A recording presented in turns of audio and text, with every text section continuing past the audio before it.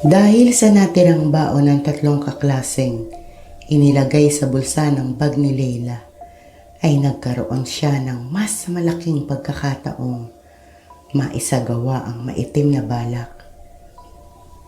Hindi niya palalampasin ang pang-iinis ng mga ito. Patutunayan niyang nagkamali ang mga ito ng binangga. Nang gabi ring iyon ay sinimulan niya ang pagganti at si classmate Ann ang una niyang pinatikim. Nasisiyahan niya itong pinanood. Natigilan siya nang maramdaman ang paggalaw ng doorknob sa kanyang silid. Animo naglalago sa makapal na kahoy ng pinto ang kanyang mga mata. Nagtagis ang mga bagang niya nang makilala kung sino ang umistorbo sa kanya. Si Rebecca. Naigtad siya nang maramdamang hindi ito nag-iisa. Mabilis siyang bumalik sa pagkakahiga at nagtulog-tulugan bago pa man bumukas ang pinto. Si Rebecca. Bagaman nakitang natutulog ang anak, ay di pa rin napayapa. Narinig kasi niyang may kausap ito sa loob ng silid. May inuutusan pa nga. Ngunit wala naman siyang nakita. Magdamag na siyang di nakatulog. Puno ng alalahanin ang isip, ng alinlangan. Nakakaramdam na siya ng takot, ng panganib. Pakiwari niya'y hindi na siya ligtas sa loob ng kanilang bahay. At ang bagay na ito'y di nalingid sa mga matang nagmamasid sa kanya.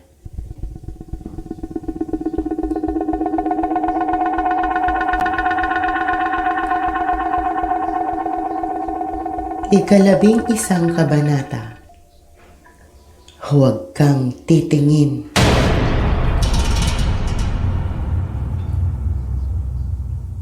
Napabuntong hininga si Rebecca sa naisip.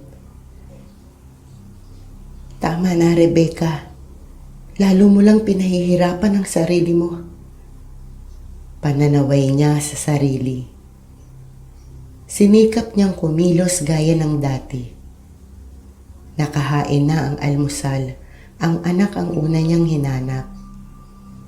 Tulog pa po si Miss Leila, ma'am, sabi ni Concha. Napagod siguro sa school kahapon. Teka lang at titignan ko. Hayaan mo nang makahusto ng tulog yung bata, Rebecca. Wala namang pasok ngayon. Mauna na tayong kumain at baka lumamig ang almusal. Gina, sabi ni Allen. Matamlay siyang tumango. Muling umupo at kahit matabang ang panlasa ay pinilit kumain.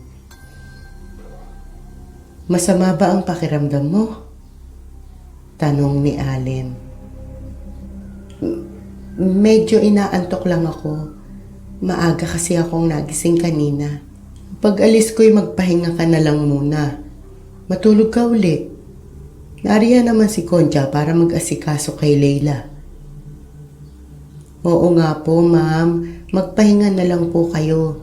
Baka magkasakit kayo kung pipilitin ninyong gumalaw. Ako na po ang bahala kay Miss Leila paggising niya. Salamat, Concha. Yung vitamins niya, huwag mong kalilimutang ipainom, ha? Opo, ma'am. Nang makaalis na si Allen, tumuloy siya sa silid ng anak. Nang puntahan niya to kanina ay natutulog pa at natutulog pa rin nang papuntahan uli kay Concha. Nag-alala siya na baka sinamaan ito ng katawan, na baka may sakit. Napangiti siya pagkakita sa napakaganda nitong mukha. Ani mo isang anghel na natutulog sa malambot na ulap. Magaan niyang inilapat ang palad sa noo nito at sinalat kong mainit. Muli siyang nangiti nang madamang normal lang ang temperatura nito. Inayos niya ang kumot ng anak at saka masuyong hinagkan sa magkabilang pisngi. Pagkatapos ay maingat na siyang lumabas. Nagtuloy siya sa silid nilang mag-asawa. Nagpatugtog ng malamyos na awitin at saka nahiga. Overfatigue siguro kaya exhausted ang pakiramdam ko. Magpapahinga muna ako. Ayoko na munang mag-isip. Ayokong mawala sa katinuan. Paano na si Alem? Si Leila? Aniya sa sarili at saka pumikit. Sa silid ni Leila. Fasting ako, Concha. Kung hindi ko nga lang inaalala ang murang katawang ito, ni tubig ay hindi ko patutuloyin sa aking bituka. Inumin mo na lang tong gatas, Leila. Baka mapunan ni Rebecca ang hindi mo pagkain. May nararamdaman na siya. Mas makabubuti para sa atin kung hindi siya magiging maurirat. Kung ako nga lang ang masusunod ay matagal na siyang wala sa pamamahay na to. Iyan ang huwag mong gagawin, Leila. Ang utos ng maestro ang dapat nating sundin. Si Rebecca ang iyong kanlungan. Hindi siya dapat mawala. Kanina lang ay pumasok na naman siya dito at inalam ang ginagawa ko. Napakakulit talaga ng babaeng yun. Nasaan siya ngayon? Bakit ikaw ang nagdala niyan? Masama ang pakiramdam niya. Malamang, nagpapahinga na siya ngayon. Mabuti kung ganon. Walang aabala sa akin. Kinuha ni Leila sa kamay ni Concha ang basong may gatas. Inubos ang laman saka isinauli. Magkasalubong ang mga kilay. Ipinaling niya ang mukha sa nakatayong kasambahay. Ano pa ang hinihintay mo, Concha? Makakaalis ka na. Hindi ko pa natatapos ang gusto kong gawin. Ayoko ng istorbo. Naiintindihan mo? Muling nagahol si Concha sa pagtango. Tumalikod at saka dali-daling naglakad palabas. Napalingon ito ng kusang sumara ang pinto, kasunod ang paglagitik ng lock.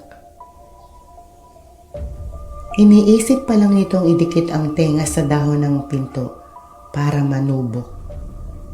Nang biglang kumalampag ang pinto na animo binalya. Naigtad ito sa gulat. Ipinihit agad ang katawan at halos mapatid sa pagmamadaling makalayo. Hindi na mauulit, Leila. Hindi na. Paulit-ulit nitong bulong. Si Leila. Ang matalim na matay nakatutok pa rin sa nakasarang pinto.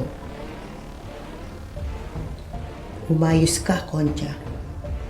Huwag kang agaw eksena. Bulong niya. Nang masigurong wala na ang kasambahay, muli niyang itinuon ang konsentrasyon sa naantalang gawain. Gaya ng pamamaraan sa kaeskwelang si Ann, naupo si Leila sa gitna ng malambot na higaan at ipinikit ang mga mata. Muling nanungaw ang nakapangingilabot na ngiti sa kanyang mukha.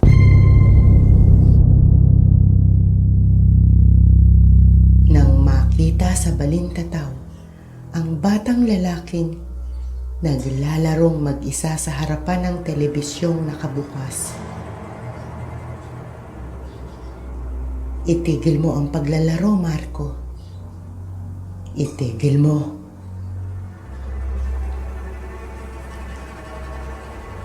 Tumingin ka sa TV. Panoorin mo ang palabas.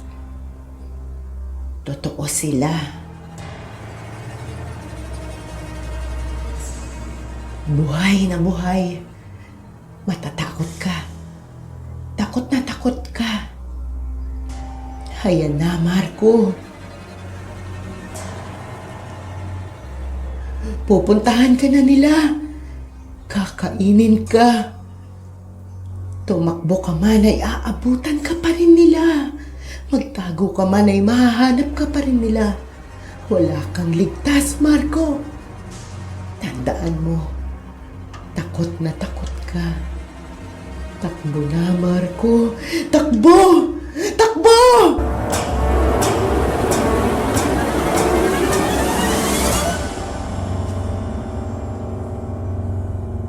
Si Marco, itinigil na nga ang paglalaro sa malaking remote car at itinutok ang paningin sa malaking screen ng TV kung saan ang palabas ay Animal Kingdom ng isang cable channel. Mag-stay ka lang dyan ha, Marco. Huwag kang lalabas. Maglalaba lang ako sa likod. Kung may kailangan ka, tawagin mo lang ako, okay? Nakangiting sabi ng kasambahay at saka naglakad palayo, dala ang lalagyan ng mga labahin. Hindi nito nakita ang pag-igtad ng katawan ng alaga. Ang matinding takot na lumarawan sa mukha habang titig na titig sa pinanunood. Nandilat ang mga mata ni Marco nang makita ang paggapang ng napakaraming ahas. Nagsimulang mangatog ang katawan niya nang mapansing natitipon ang mga iyon sa iisang direksyon, papunta sa kanya. Paupo siyang umurong, pinagpapawisan ng malamig. Tinawag niya ang kasambahay. Ate Joy! Nang hindi dumating ang tinawag, pangalan naman ng kapatid ang isinigaw. Kuya Justin! Ngunit ni isa'y walang dumating, walang lumapit.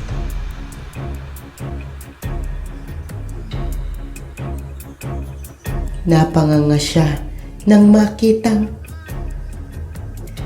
nagsimulang magunahan sa paglabas ang naglalakihang ahas sa screen ng TV. Nagsisigaw siya habang umiiling, habang umiiyak. Nakalawit na sa screen ang ibang ahas, habang ang mas nakararami ay naglaglaga naman sa sahig.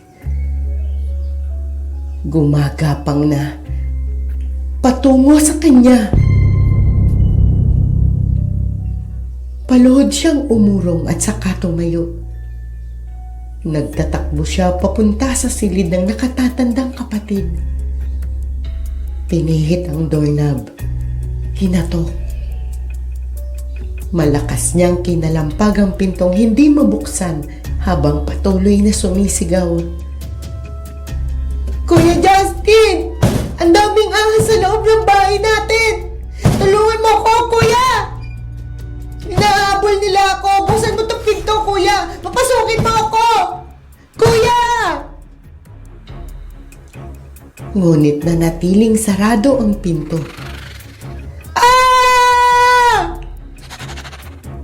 Malakas niyang sigaw ng malingunan ang sumisingasing at naglalakihang mga kobra.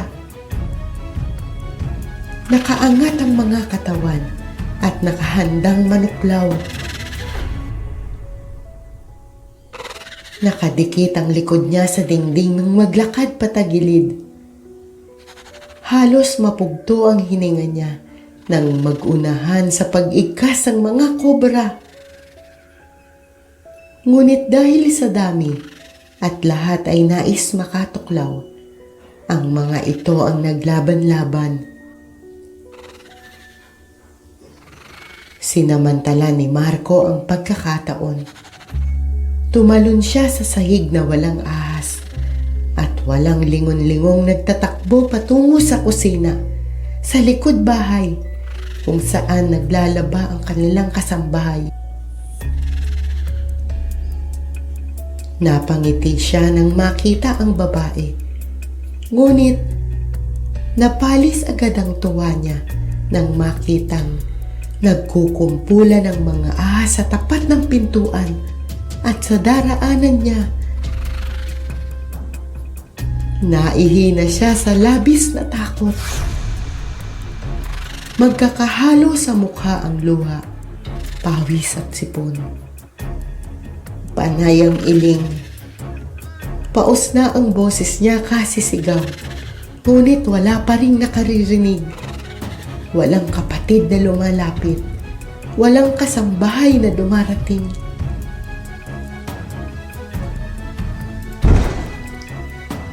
Isang gahitang sawa ang nalaglag sa ulunan niya, kaya bumagsak siya at napahiga sa sahig. Nagpapasag siya habang tumitili. Hinahawi ng mga kamay at paa ang mga gumagapang papalapit. Nakatayo siya, ngunit hindi na nakatakbo uli. Napakaraming ahas sa buong paligid. Kahit saan siya pumaling ay puro ahas pa rin.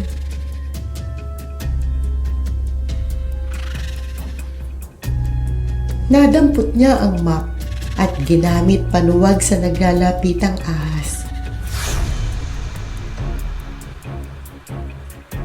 Ilan sa mga ito ang nagtalsikan ng tamaan. Nabuhayan siya ng loob.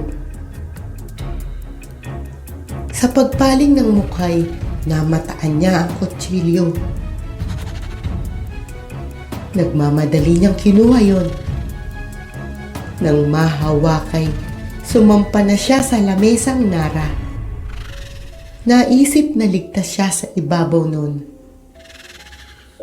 "Sige, pumanig kayo!" Sigaw niya sa pagnanais maitaboy ang nararamdamang takot. Muli siyang nataranta nang makarating sa ibabaw ng lamesa ang mga gumagapang na ahas. Pikit mata niyang ipinanghalihaw ang hawak. Dahil sa walang direksyong paggalaw, hindi niya napansin ang pagkitid ng tinutuntungan. Nalaglag siya at ang ulay tumama sa matigas na sahig. Ang pananakit ng ulo at likod ay hindi na niya ininda nang makitang nakapalibot na sa kanya ang mga ahas na tila pansit sa dami. Ilan sa mga ito ay nakagapang napalapit. Nakadagan na sa katawan niyang nanginginig.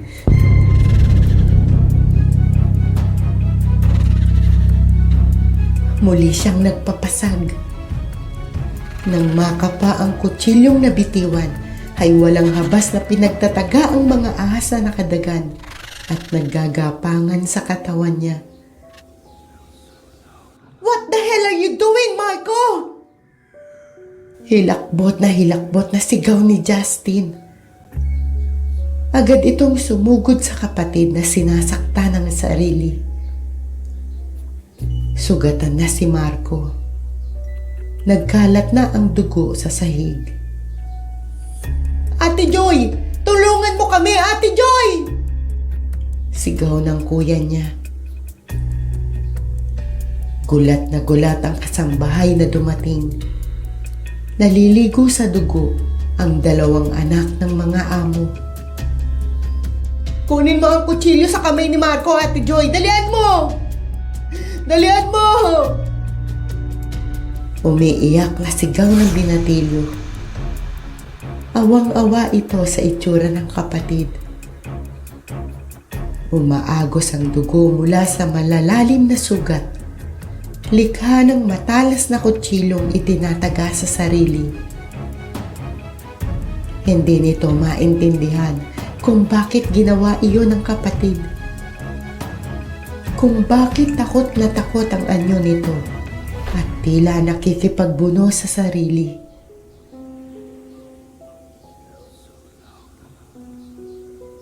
Nangangatog ang kamay, tumalima ang kasambahay. Nilapitan nito ang nagpapapasag na paslit at sa pilitang kinuha ang kutsilyong patuloy na winawasiwas. Anong gagawin natin kay Marco, Ate Joy? Baka maubusan siya ng dugo! Tanong ni Justin sa pagitan ng pag-iyak. Tatawagin ko ang emergency hotline ng mga pulis at pagkatapos ay tatawagan ko sina Ma'am at Sir. Huwag mo munang bibitiwan ang kapatid mo. Umiiyak na ring sabi ng kasambahay.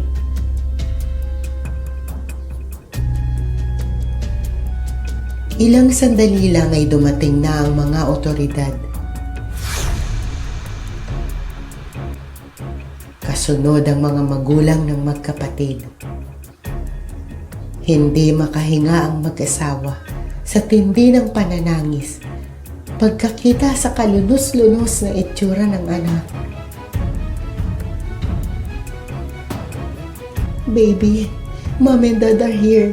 Don't be afraid anymore. We love you, baby. We love you. Sabi ng ginang. Ngunit, tila hindi sila nakikita ng anak. Tila hindi rin naririnig.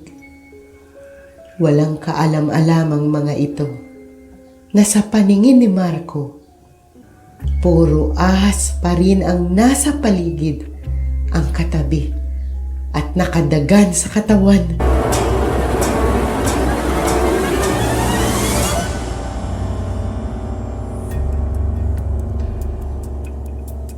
Si Leila. Nanlilisik ang mga mata. Ang ngiting nakaguhit sa mga labi, nangangakong maghahatid ng kahindik-hindik na paghiganti. Sino ngayon sa ating dalawa ang tanga, Marco? Kahit saan ka mapunta ay makakasama mo pa rin ang mga ahas na nakikita mo. Mananatili ang iyong takot. Hindi maaampat ang iyong pagluha. Hanggang ikaw mismo ang tumapos sa iyong buhay. Hindi ikaw o si Ann ang manggugulo sa akin. Hindi niyo kaya si Leila! Hindi niyo kaya si Leila!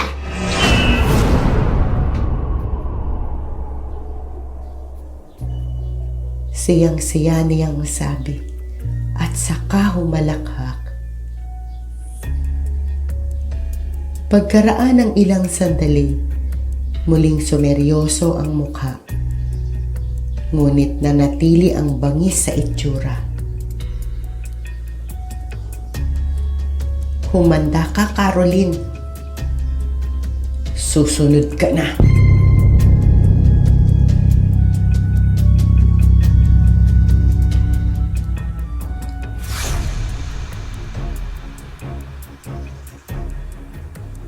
Samantala, sa silid ni Rebecca,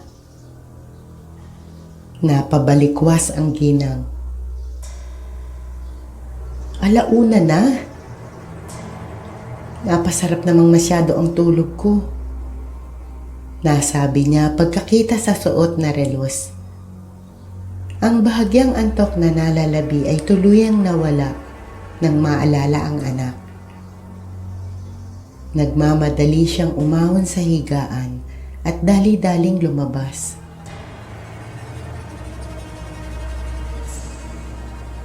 Concha? Concha? Iginala niya ang paningin sa paligid. Nang di makita ang kasambahay, dumiretso na siya sa kusina. Muli niya itong tinawag. Nasaan kaya ang taong yun? Tanong niya sa sarili habang nagpapalinga-linga sa mga lugar na maaaring nililinisan nito. Masyado pa namang maaga para umidlip siya. Kapag ganitong oras nandito pa siya sa kusina at naglilinis. Nasaan kaya siya? Lumapit siya sa gas stove at iniangat ang takip ng kalderong naroon. Mainit-init pa. Kakaunti na rin ang laman ng rice cooker, kaya naisip niyang siya na lang ang hindi pa kumakain. Naroon siguro si Concha sa kwarto ni Leila. Siguro natira na lang niya ng pagkain dahil walang kasabay. O kaya nasa playroom ng anak ko at doon na lang niya pinakain habang naglalaro. Naisip niya, ngunit gusto niya pa rin makasiguro. Humakbang siya patungo sa kwarto ng anak. Dahil ang unang madaraanan ay ang playroom nito, naisip niyang doon muna ito tignan. Nang nakatayo na sa nakasaradong pinto ng playroom, hindi niya maipaliwanag kung bakit naisip niyang idikit ang tenga sa nakasarang dahon at lalong hindi niya maintindihan kung bakit kinakabahan siya habang ginagawa ito. Bumilis ang pagtibok ng kanyang puso. Malinaw pa sa alaala niya nang marinig na nagsasalita ang anak at may inuutusan. Inilapat niyang mabuti ang tenga at pinakiramdaman ang nasa loob. Parang may gumagalaw sa loob. Binuksan kaya ni Concha ang bintana? Ugong ng hangin ang naririnig ko. Parang malakas na hangin. Ang kabang nararamdaman niya ay napalitan ng inis para sa kasambahay. Nang maisip na nag-iisa lang sa loob ang kanyang anak. Kung kasama naman, bakit hindi nito binuhay ang aircon? Bakit hindi isinara ang bintana? Gayong alam naman nitong nagbubutlig ang balat ng anak niya kapag naiinitan. Siguro, ang akala nito'y natutulog pa siya, kaya pinabayaan na lang ang anak niya. Yan ang hindi mo dapat gawin, Concha. Pabayaan mo na ang mga gawaing bahay, pero huwag na huwag ang anak ko. Ipipihit na niya ang doorknob upang pumasok nang magulat sa malakas na tunog ng babasaging nahulog sa sahig. Hindi niya naituloy ang pagpasok sa playroom ng anak. Nagmamadali niyang tinungo ang kusina upang tignan kung ano ang bumagsak.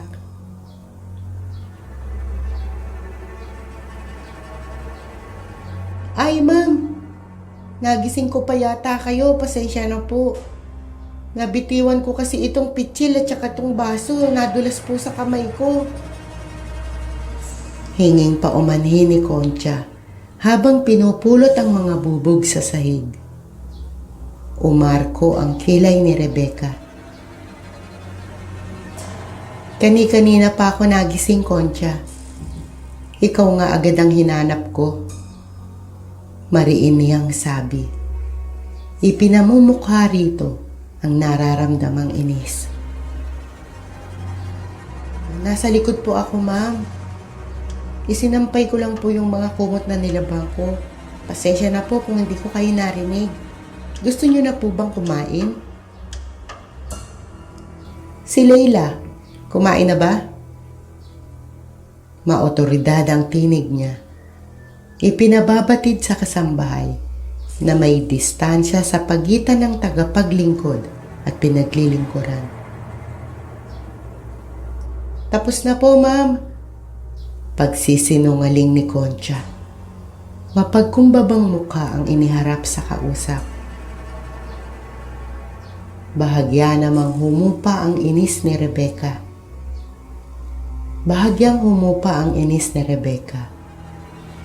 Nasaan siya?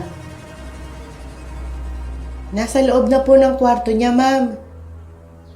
Maagap na sagot ni Concha. Napulot na ang mga bubog at winawalisan naman ang sahig. Pumihit na si Rebecca para puntahan ang anak ng may maalala. Siya nga pala, Concha. Umuugong ang hangin sa loob ng playroom ni Leila. Hindi mo ba isinara ang bintana? Po? Ay, opo. Ayaw kasi ni Miss Leila ang naamoy niya.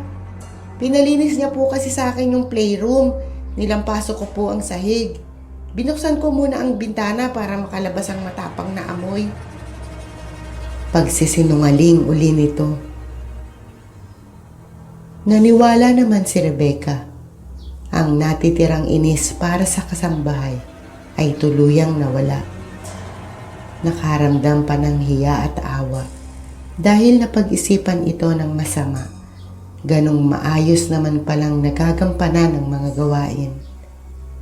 Pagkatapos mo dyan, magpahinga ka na, ha? Sabi niya. Malumanay at may pagmamalasakit. Opo, ma'am. Kakain na po ba kayo?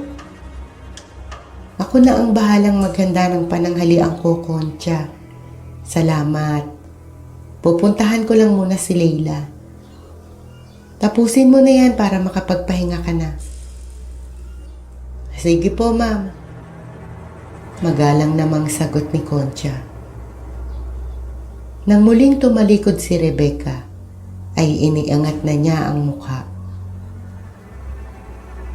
Hatid ng matalim na tingin ang ginang na naglalakad. Kanina, nakita niyang nakatayo si Rebecca sa tapat ng playroom at ang tenga ay nakadikit sa pinto. Kinabahan siya. Mahigpit ang utos ni Leila na walang dapat makapasok sa playroom. At kung hindi niya masusunod, aanihin niya ang galit at kaparusahan mula sa paslit na may taglay na kapangyarihang ni katiting ay wala sa kanya. Hawak na ni Rebecca ang doorknob nang damputin niya ang isang pitsil at basong babasagin. Agad niyang binitiwan. Sinadyang basagin upang maagaw ang atensyon nito. Muntik na siyang hindi umabot.